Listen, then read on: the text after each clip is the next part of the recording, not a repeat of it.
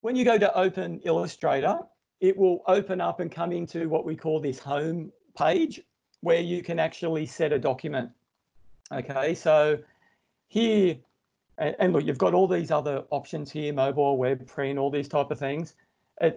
Look, it just goes to show that you can do Illustrator on a lot of different sort of platforms, you know, where it's actually viable for.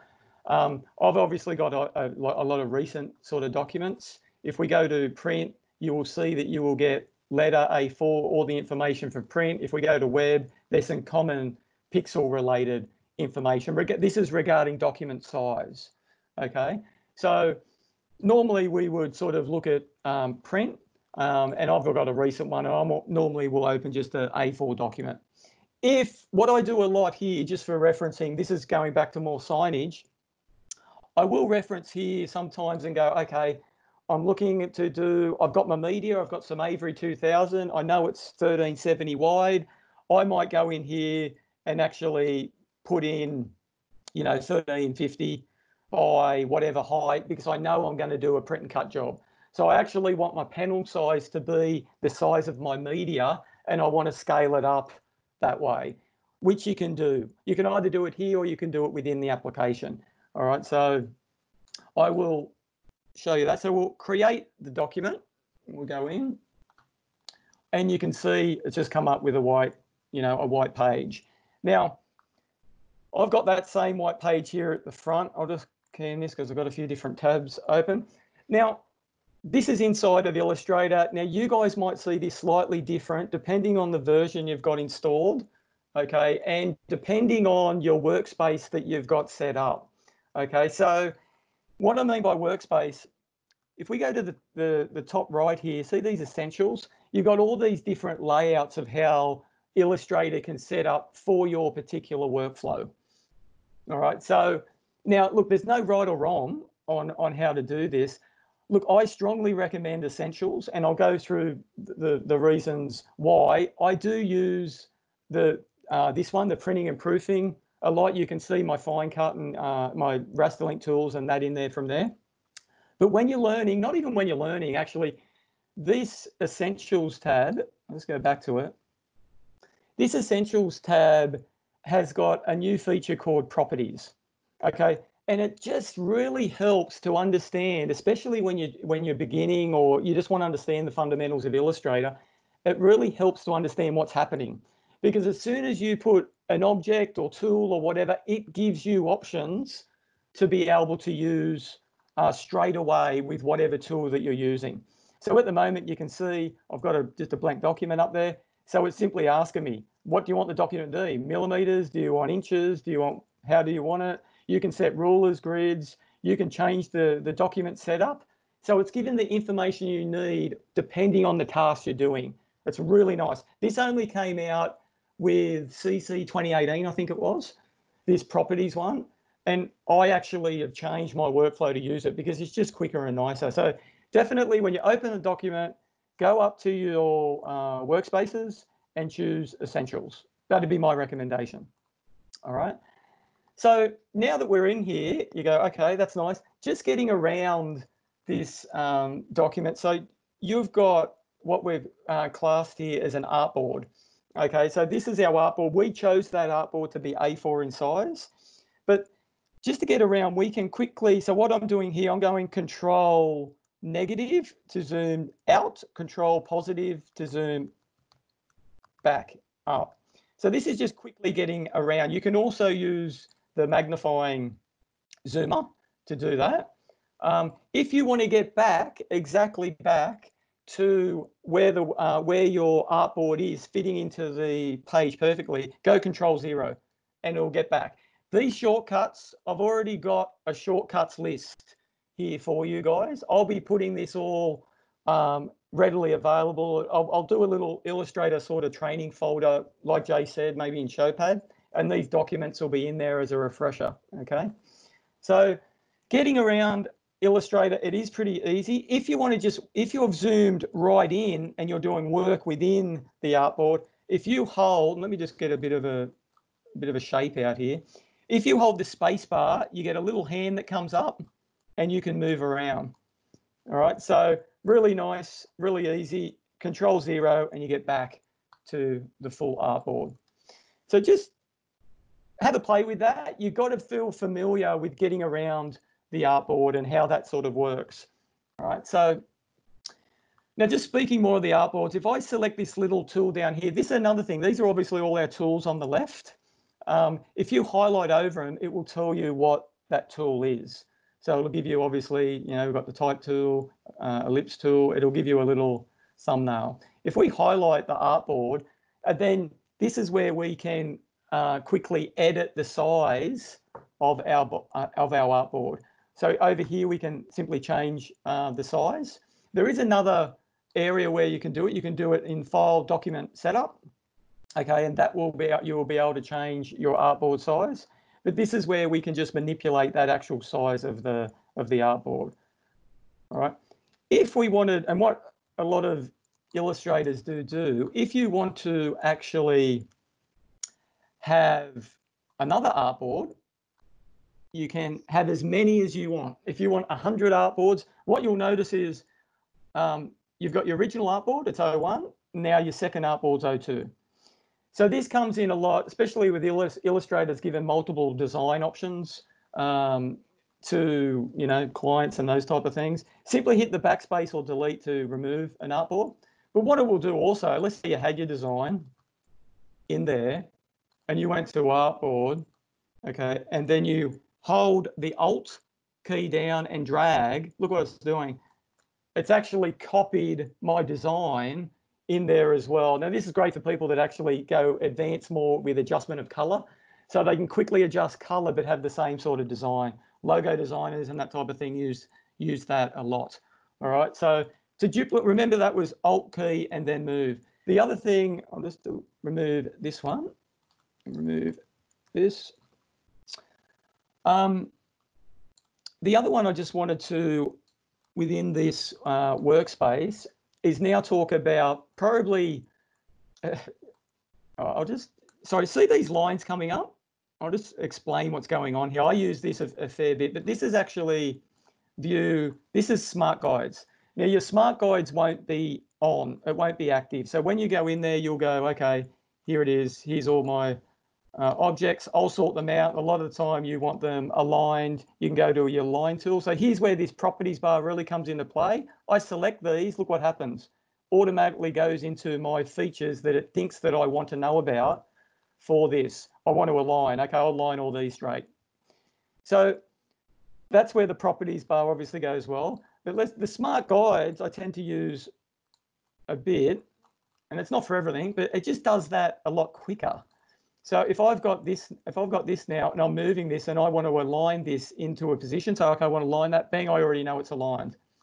Okay, I want to move this one, I want to align this one right in the center, bang, I know it's aligned in those. So that won't be set up configured initially. It's under smart guides, and you can turn that on, and it just lets you design and move things around a lot quicker within Illustrator. Okay, I'll just turn it off for now.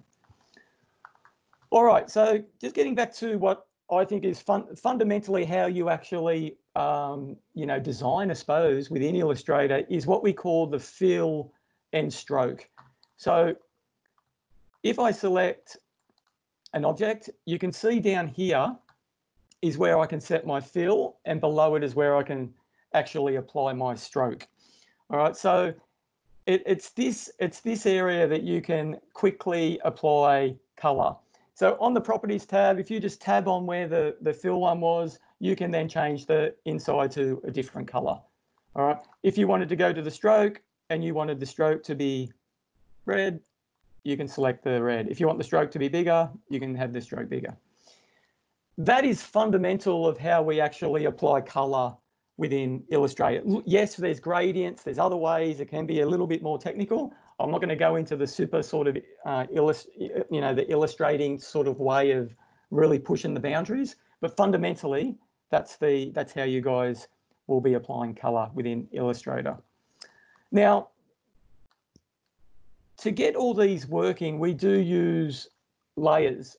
Okay, so layers is it is purely providing a layered graphic, and you want another layered graphic on a separate layer to actually improve the production speed of creating your design for whatever reason.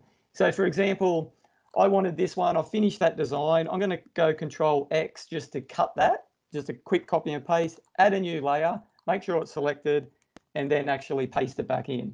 So now what I can do, I can lock that layer and I can keep working on these other ones and not be affected by the design that I've finished for this particular artwork. You can have as many layers as you want, on. Now you can have sub layers and go into a lot more detail there. I'm not going to go into it. It's way more advanced, but fundamentally that's how layers works. All right. Now, just going back to that copy and paste I did there. If I go, let's say I go Control C, or if we look at it from here, so it's edit copy, Control C, you'll have all these shortcuts, and I copy that, and then I go edit paste. See where it went? It went straight bang down into the middle of the document. Now, this is something that can be quite frustrating, especially if you actually want, if you wanted to do what I just did. So I've got this one here. I love the design of it. I've actually put this circle up in the corner here. That's where it's finished. Okay, and now I want to actually put on a new layer. So I cut it and I put a new layer, layer 3. If I went Control V, look where it goes. Don't want it there. If you go Control Shift V, Control Shift V, bang, straight where it needs to be. Just remember, and these shortcuts are in the thing. It'll just help the workflow so immensely, especially if there's something that you're setting up or designing, or you got a file from a customer and you have to bring something forward or away, or however it is. Those sort of things help immensely over time, just the way it works in the document. All right, so the other thing I'm just going to quickly go through, I'm not going to go through all the tools in detail. It will just take too long. So, but I'm just going through the ones that I think that you guys will reference. Okay, so if I select this document, let's say, okay, I'd like to choose the color I've just chosen, you know, here, choose this object. I want to choose this yellow.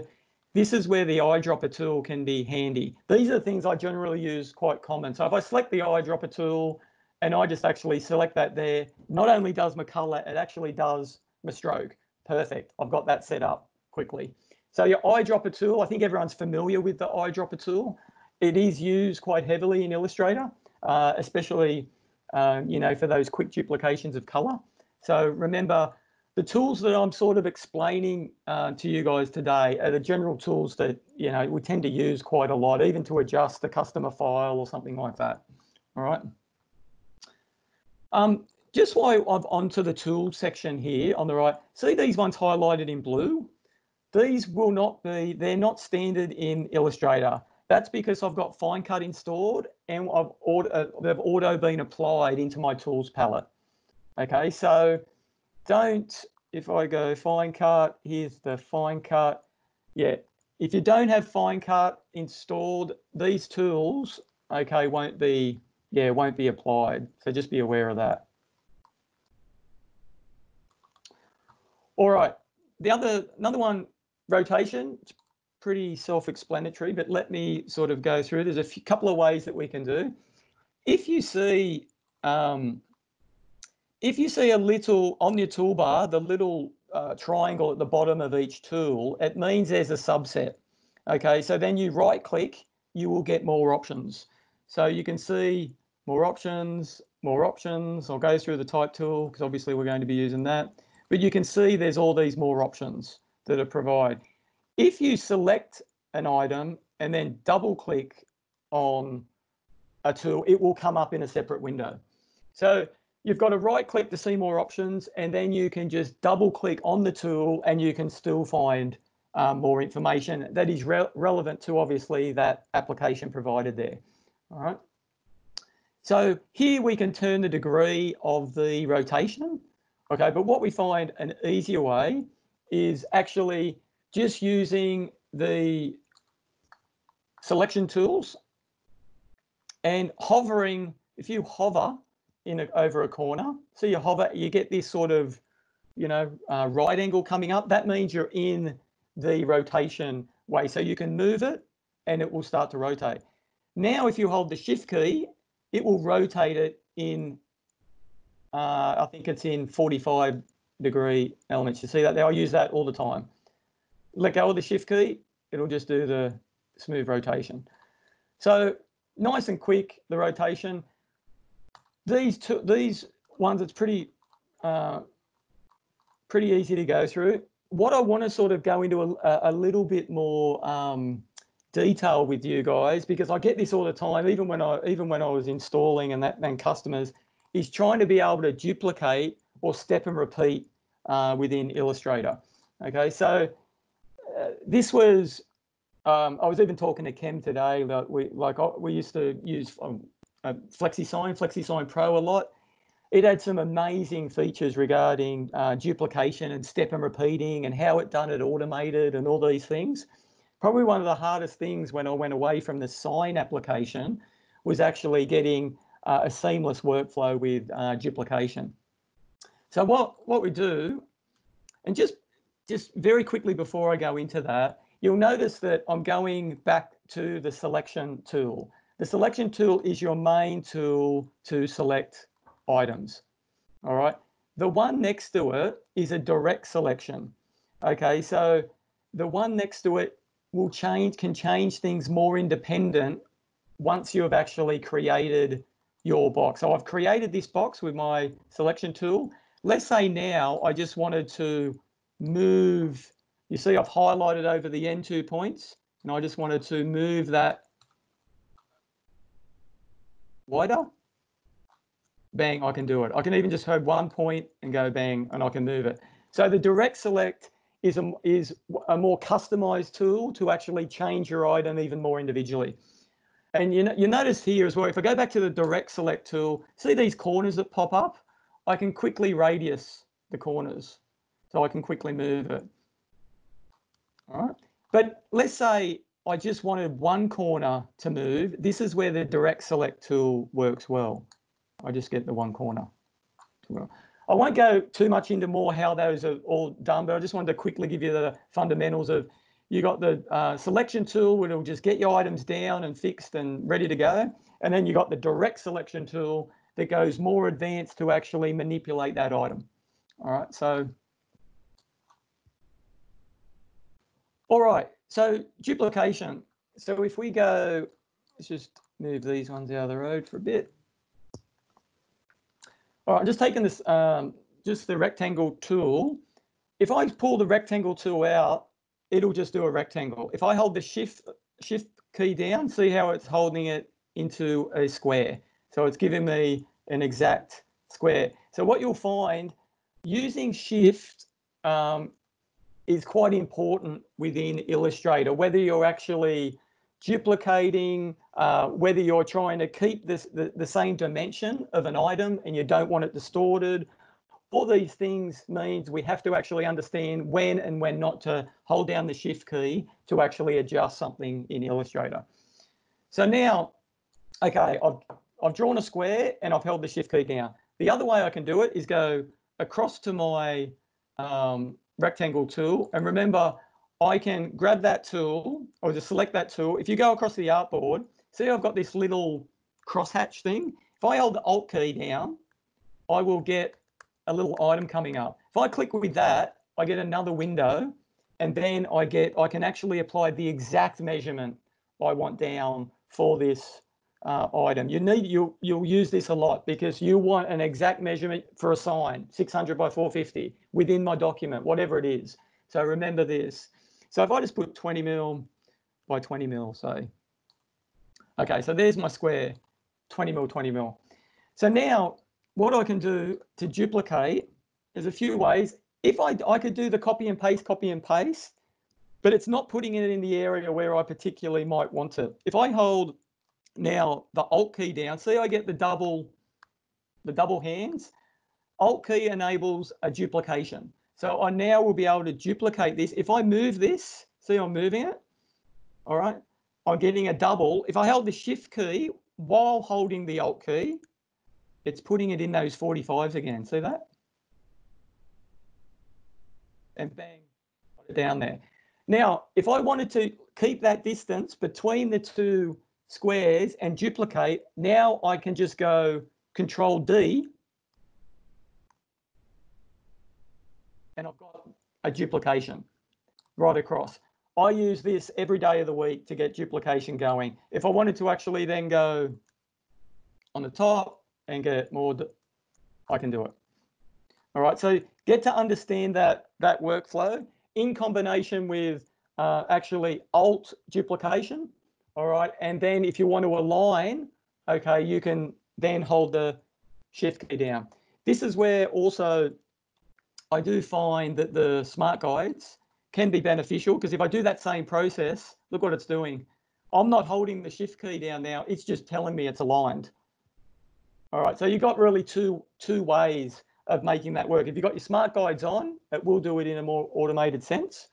If you've got your smart guides off, then Alt, hold the Shift key down and it will align. All right, another way of doing it, which going off the memory bank here, hang on a tick. If I go to transform, and I think it's transform here. Oh yeah, that's the, no, it's 20.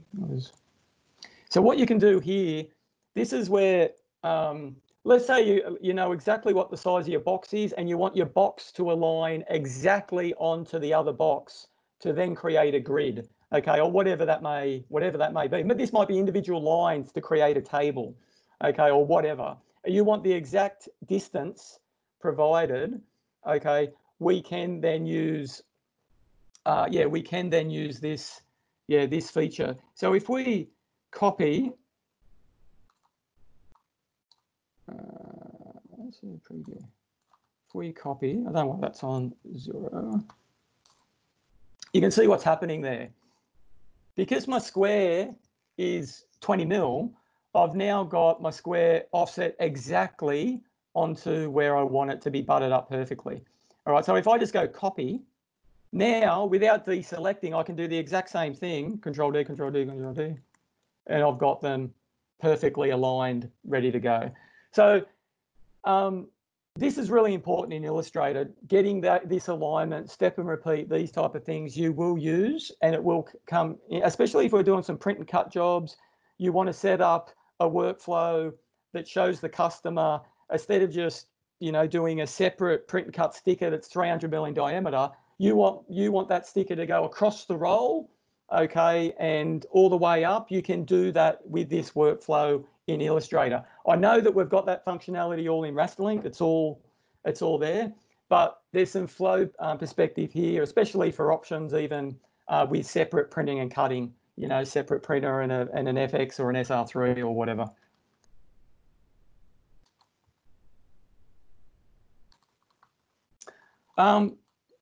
Just another one. If you wanted to actually, let me see if you wanted to actually go around a circle, I normally just do 2 objects to be able to start with. Make it smaller. Now they need to be aligned. So if we go back to our properties tab, you can see straight away we're selected 2 items. So the align function's there. We need to hit align. All right. So now what we can do, we can actually select this item that we want to rotate around this circle, go to the rotate icon, click on it. And if you use your Alt key, and normally I do have smart guides on for this. Whoop, view smart guides. So I've got the center of this circle. So if I click on that, I can now actually go 360 degrees. I want to go around this particular circle, divide by, I want 15 of them, and I hit copy. And then now I've got Control D, perfect circle around.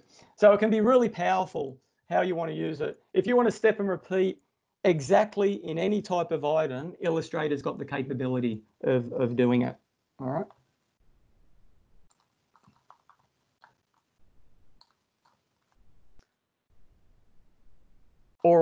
what I'm going to look, I'm going to go through some of these tools here now. I'll just go through the text tool, and then the others. It's a bit more self-explanatory. I'm not going to do an exercise on every one. It'll just take way too long. But the text tool, if we right click, you can see all your different options of how you can apply text. Okay, look, I don't use a lot of them, tell you the truth. The main thing I do is hit the text there down there. Lorem ipsum, this is just it always bring a default saying up in Illustrator so you can actually view something. So if we just, if I just put Mamaki, you can see now, and I'll make this a bit bigger. You can see now why I've got this selected, all your character settings. And this is why I say to you guys, essential workspace, because you select any item in here, it gives you this information over here really quick and easy. And I think it's great to get a better understanding of just what's going on. So we'll use this bold. So you can see here, we can then change, obviously, size. That can be done independently within, and you can type in whatever. You go to the fonts.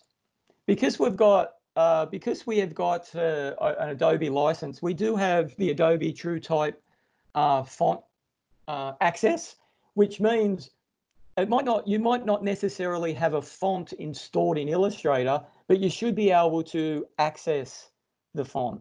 Okay, so, and that'll probably come more into play when I just sort of go over like the file formats and people bring it in, because you'll find if you want to edit something, let's say a customer's got a PDF document and you go, oh, it's not quite right, but then you bring it in Illustrator and the fonts aren't there. It's painful. You go, oh no, what am I going to do?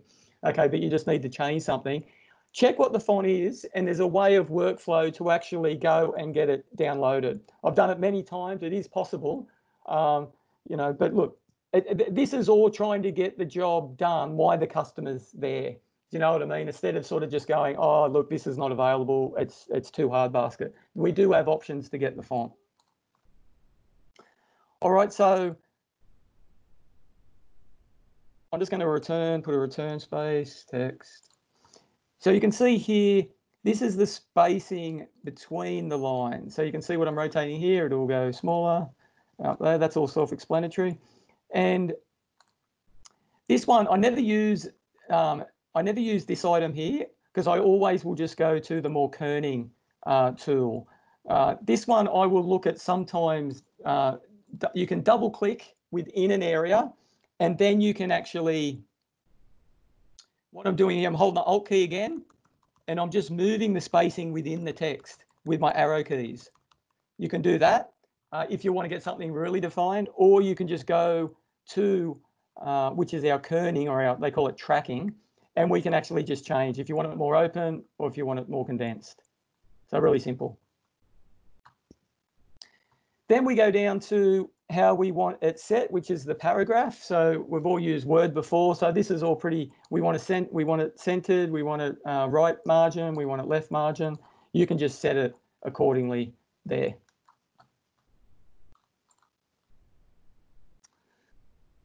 All right, now, a few of these other ones, I'm just not going to go into super detail with. We've got like a perspective grid. We can do some 3D stuff. We've got a mesh tool to actually change, mold and change an object with color and all this type of thing. The thing is, you rarely use them.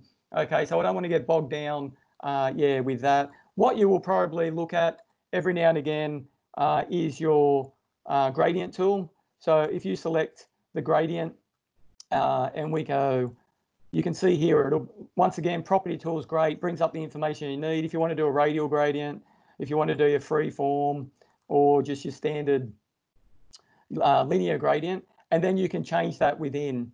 Okay, so you can actually extend, these or move them, okay, to your desired result.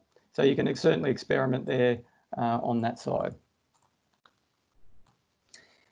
The pen tool, I might chat a little bit later, in some documents, but yeah, this is your drawing tool.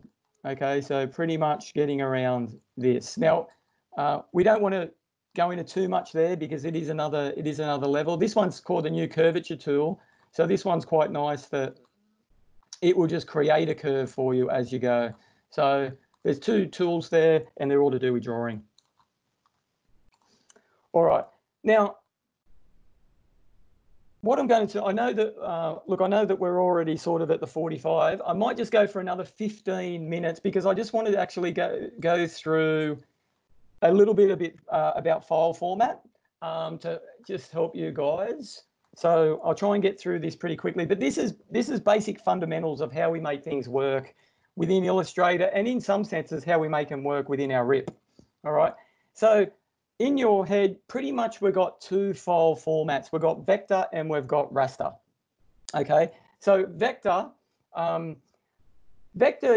look, is way more flexible when it comes to the quality of output and what we're trying to achieve. So a vector is constructed, it uses a proportional formula, which is more of a computer line, okay, to actually create your design. So it means it's 100% scalable. If it's 10 mil or 110 or a meter 10, you're not losing any definition. All right. A raster or a bitmap is constructed by a series of pixels or individual blocks. Now, depending on who created that image, the photo, the resolution that it was originally done at, will determine the quality of the outcome. Okay. Now, if if that is stretched to fill a space, or or to sort of move it where it wasn't stretched to somewhere where it wasn't originally intended, then it'll become distorted. It'll just result in a blurry image because you can't maintain the pixel quality. You can't say, okay, I'm going to bring this in Photoshop, I'm going to double the size, and I'll try and add more pixels to make it better. Doesn't happen. So it's where it starts is the best it's going to be. So you just got to remember that. So when we look at this, I've just divided into this sort of graph for you to get an understanding. The JPEGs, PNGs, GIFs, and TIFFs are all raster. Okay. When we talk about the computer line, I call them computer line. We look at the, obviously AI. SVG is a relative new format I use a fair bit. And then you've got CAD drawings. You guys would be familiar with Autodesk and that type of thing. That's the DWG. And then there's a Windows format as well that actually will do a computer line output. But what I've got in there is the ones that we probably use the most, EPS and PDF. I've whacked them right in the middle because these files will use a combination of both. So, and you see it every day. Okay, so that's why we've got to have a good understanding of how bitmaps work and the resolution that we need to get the best outcome, because we are always in our industry, so we are using a combination of both to get the best effect. So just remember that. So what we've got, these are pretty much your everyday file format. So you've got your JPEG, your PNG, which is portable network graphics, a GIF, TIFF, PSD, PDF, EPS, AI, you got InDesign. RAW is a totally uncompressed image from a camera, okay, or a digital camera generally. And RAW images are starting to be used a bit more, but there's no color information. It's only actually what the camera has produced. That's a RAW. It's totally, totally uncensored. SVG is something I'm using a lot more. It's a really nice format that it crosses over for web and graphics. So it's a really very low file bit, but can be scalable, but also can be used as what we call a transparent graphic on the web. So it's really nice. So what's the best for print? The best for print, if we're talking about print quality, okay, so and it's not generally not being affected. 9 times out of 10, we look at these file formats for printing. A TIFF is a high-res image, and it's always going to be at that created size. So it's going to be the best sort of bitmap type image you can print for printing to keep the original resolution. And then we all know of PDF and EPS. We use them every day. And we obviously go into different file formats for PDF, depending on the output. All right. But but what's the best here? And I've just highlighted this one. What's the best for printing and cutting? Generally, once again, PDF and EPS. Remember we had that graph up before, an EPS. These two cross over for bitmap and for vector. And that's what we need, because no matter what, if we're cutting, we need vector, we need computer line. Okay, so just remember, for our 9 times out of 10, what we're doing, probably more, it's going to be PDF and EPS. And then I'll just highlight what we call the native files. So obviously Photoshop, Illustrator, InDesign, these are native files, and these aren't going to be as usable within our RIPs and post-processing. They're just the native information that's really more designed for that application. Okay, so these ones here, don't concern yourself too much, because it'll be the way that we actually export the correct file for printing. All right, so then if we look at them all then there, so generally what are these things for? And I've just broken it down. Your JPEG is web. This is where you're going to get caught out a lot, because customers come in with JPEG. They grab it off the net, they do all this sort of thing, and bang, that's the way it is. And you've got to make something happen with it. So it's just sort of explaining the flow and the pros and cons. Look, can you get higher res JPEGs? Yes, you can. But most people will grab the image probably off the web, and they've got to realize that it's not going to be as good an outcome, from a print perspective as possible. You can see PNG, GIF, obviously the web, TIFF, highest rev bitmap we can use for printing. Obviously PDF, EPS, ideal for the print and cut. PDF, you can do print and cut as well. Like, obviously we do that every day. And then you've got the SVG is a fairly new format, but I am using that more, crossing over now where you can do web and print. All right. So just to quickly, and I'll just go we'll just go to 5, but just to sort of outline that a bit. Okay, here is a JPEG. Now I've dragged this off the web. Okay, there it is. Customer comes in, says, look, I want a cut line and I want this beautiful, yeah, love Superman, I want it happening. As soon as you get this file, you can start remembering what we're talking back here and just sort of explain, look, we'll do what we can, but it's a bit difficult to create a cut line and those type of things with a JPEG, but let's have a bit of a look at it. All right. So what I would do here, if I go to a properties tab, now in your Mamaki tools, we do have some tracing capabilities. Okay. So, but I look, for me, I've always used Illustrator, and I think Illustrator works a bit better. It's up to you if you're familiar with the Mamaki tools, and I think Fong might go into a bit more detail with that. But I generally will use the image trace. It's under Window, Image Trace, okay, in Illustrator. Now, all I'm looking for, obviously my document's color, so I want to choose a color trace. Now, if I look at this, I've got to understand a bitmap's also got the background information. So that white is a color. So I just want to actually drag this down, and I just want to choose, let's say, 4 colors. Okay, now if I quickly trace this, bang, it's traced. All right, now I'll just move this for a tick. You can see it's traced, but have a look at, and you can show a customer this. Look, I can send this down, but look, this is how it's going to be. I need to get a trace. I can get a cut line off this. This is what it is. And they'll go, oh, yeah, that's enough for me to get an understanding. Yep, no worries, fine. All right. Once that's traced, if you want to actually edit it from there, you'll have to hit expand. So see, that's already in the properties area. If I hit expand, bang, it comes up individually with my layers. All right. So that's that. That's JPEG. Bang, you can get ready to go.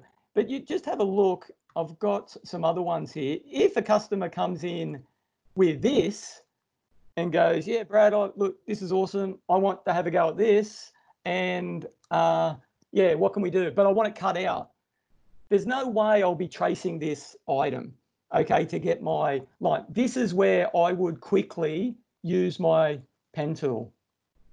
Okay, so I would actually just want to just very quickly, and they can, if you need to actually turn it a bit, hold the Alt key down, you can move a handle back up, move it across here. Doesn't have to be perfect. You can see it's being traced.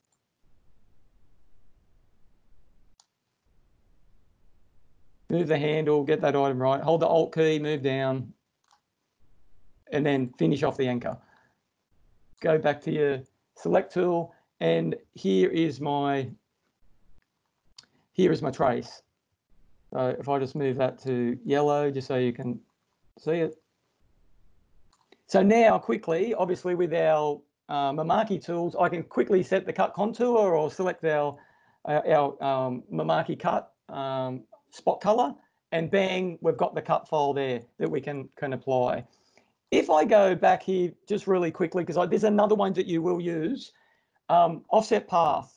See, once again, now I've got this tool. You can do that within the Mamaki Fine Cut or plugin or tool, but if you do it here, we can do an offset, and I'll just say, let's just do 2 mil, and I go, okay, it's done that offset, bang, for me, and I can quickly just delete that one, and then it's not going to cut on the ink line.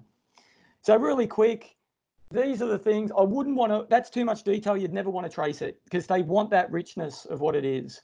All right. So all we have to do then is try and create the cut line.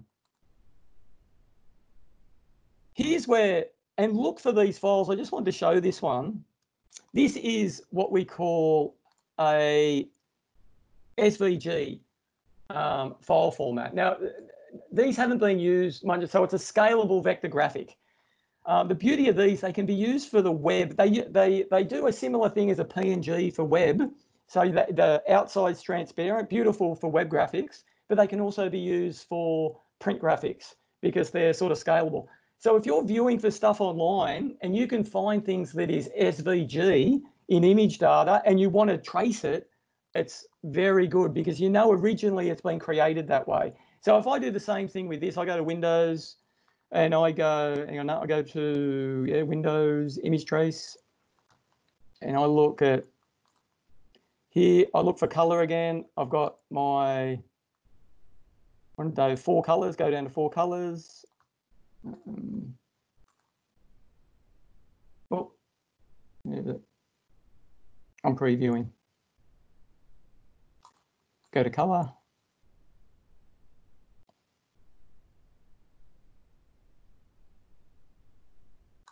Turn off preview. If I just go trace on this 4 colors, move this one out, go to properties, expand, have a look at the detail of this one straight off the web. It is absolutely perfect. So really just keep that in the back of your mind. If there's, if a customer's even got something and it's really dodgy or something, you could even have a quick look. And if there is an SVG that's online with a particular basic sort of logo, be worth grabbing because you'll be able to actually create the perfect cut lines and you'll be away to go. So, all right, guys, just quickly finishing up. This is the file that I'll pass on to Fung next week and we'll keep moving with it. But we want to actually construct a file that's got our colored layer, our cut layers, and a clear layer, and maybe even a white layer. Okay, and we want to just show you fundamentally what we've done and how we've created that. All right, so this one, if I turn off the clear layer and just have the color, so here's the basic colored file that we'll use, and we've got them separated onto our layer palette. If now I'll turn off the color and I'm just going to activate the clear, you can see what we've done here to make the clear on top. All right, so let me put this one back on. You can move layers. So if you want to view it on top, I'll move it on top and bang, you can see what the clear will be. Now, I won't go into too much more about how this is layered and output. But for example, you can see these little ones here, which is these bugs that I've copied as clear. I couldn't trace them even with the Illustrator trace. These were just way too detailed. So my only option here was to use the pen tool and go across and create my finished object where I wanted the clear to go. You're going to come across that sometimes where the trace tools just don't have enough power to be able to produce exactly what you want. So just be aware of that. If you're creating things and you want to be really precise and get it right, the pen tools and those type of things will have to come into play. So yeah, look, that's, sorry, I've already gone over time. There's some more that we could do, and I'll do a bit more of an intermediate one down the track and follow on. And there's even some more fundamentals that we could go through. But what I went through today is just really the A, B, and C of what I use on a regular basis. So I hope that A, B, and C can help you guys just to generally get around Illustrator. All right.